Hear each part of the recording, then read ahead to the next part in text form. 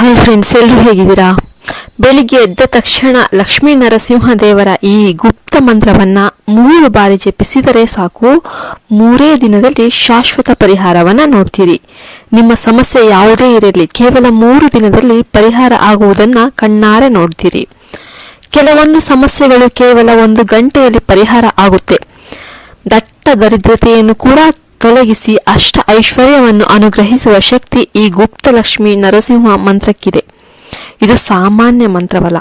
ಸ್ವಯಂ ಕುಬೇರ ದೇವ ಈ ಮಂತ್ರವನ್ನ ಜಪಿಸಿ ಅಷ್ಟ ಐಶ್ವರ್ಯವನ್ನ ಪಡೆದುಕೊಂಡ ಈ ಗುಪ್ತ ಬೀಜ ಮಂತ್ರದ ಬಗ್ಗೆ ತುಂಬಾ ಮಂದಿಗೆ ಗೊತ್ತಿಲ್ಲ.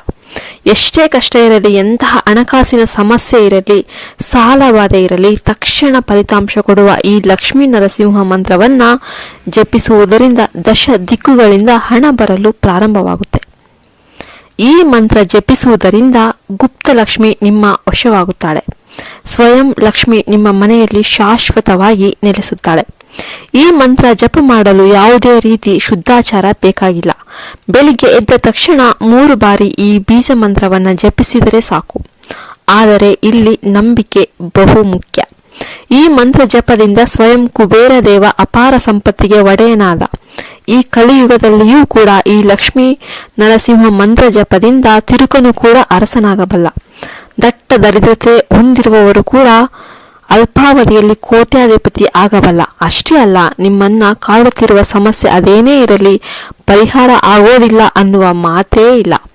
ಬೆಳಿಗ್ಗೆ ಬೇಗ ಎದ್ದು ಬ್ರಾಹ್ಮಿ ಮುಹೂರ್ತದಲ್ಲಿ ಲಕ್ಷ್ಮೀ ನರಸಿಂಹ ಮಂತ್ರ ಜಪ ಮಾತ್ರದಿಂದಲೇ ಹಲವು ಸಮಯದಿಂದ ನಿಮ್ಮನ್ನು ಕಾಡುತ್ತಿರುವ ಅತಿ ಕಠಿಣ ಸಮಸ್ಯೆ ಕೂಡ ಪರಿಹಾರ ಆಗುತ್ತೆ. ಕೆಲವೊಂದು ಸಮಸ್ಯೆಗಳು ಕೇವಲ 1 ಗಂಟೆಯಲ್ಲಿ ಪರಿಹಾರ ಆಗುತ್ತೆ. ಇನ್ನು ಅತಿ ಕಠಿಣ ಸಮಸ್ಯೆ ಇದ್ರೂ ಕೂಡ 3 ದಿನದಲ್ಲಿ ಪರಿಹಾರ ಆಗೋದನ್ನ ನೀವೇ ನಿಮ್ಮ ಕಣ್ಣಾರೆ ನೋಡ್ತೀರಾ. ಈ ಮಂತ್ರ ಜಪ ಮಾಡಲು ಯಾವುದೇ ಪೂಜೆ ಬೇಕಾಗಿಲ್ಲ, ಶುದ್ಧಾಚಾರ ಬೇಕಾಗಿಲ್ಲ. ಬೆಳಿಗ್ಗೆ ಬ್ರಾಹ್ಮಿ ಮುಹೂರ್ತದಲ್ಲಿ ಎದ್ದು ಕುಳಿತಲ್ಲೇ ಜಪಿಸಿದರೆ ಸಾಕು. ಈ ಗುಪ್ತ ಲಕ್ಷ್ಮೀ ನರಸಿಂಹ ಮಂತ್ರ ಯಾವುದು, ಯಾವ ರೀತಿ ಜಪಿಸಬೇಕು, ಈ ಮಂತ್ರ ಜಪಿಸುವಾಗ ಯಾವ ತಪ್ಪನ್ನು ಮಾಡಬಾರದು, ಸಂಪೂರ್ಣವಾಗಿ ಗ್ರಂಥದಲ್ಲಿ ಉಲ್ಲೇಖವಾಗಿರುವ ಹಾಗೆ ತಿಳಿಸಿಕೊಡ್ತೀನಿ ನೋಡಿ. ಯಾರೊಬ್ಬರು ಸ್ಕಿಪ್ ಮಾಡಬೇಡಿ. ಮೊದಲನೆಯದಾಗಿ ನಮ್ಮ ಚಾನಲ್ ನೋಡ್ತಿದ್ರು ಸಬ್ಸ್ಕ್ರೈಬ್ ಮಾಡಿ. ವಿಡಿಯೋ ಇಷ್ಟ ಆಗ್ತಿದ್ರೆ ಅಂದರೆ ಲೈಕ್ ಮಾಡಿ.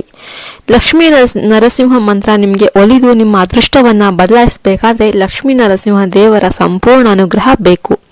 ಹಾಗಾಗಿ ಪ್ರತಿಯೊಬ್ಬರು ಈ ಕೂಡಲೇ ಓಂ ಲಕ್ಷ್ಮೀ ನರಸಿಂಹಾಯ ನಮಃ ಎಂದು ಮಂತ್ರವನ್ನ ಕಮೆಂಟ್ ಬಾಕ್ಸ್ ಅಲ್ಲಿ ಬರೆದು ನಿಮ್ಮನ್ನ ಪದೇ ಪದೇ ಕಾಡುತ್ತಿರುವ ಆ ಪ್ರಮುಖ ಸಮಸ್ಯೆ ಯಾವುದು ಅದನ್ನು ಕೂಡ ತಪ್ಪದೆ ಕಮೆಂಟ್ ಮಾಡಿ.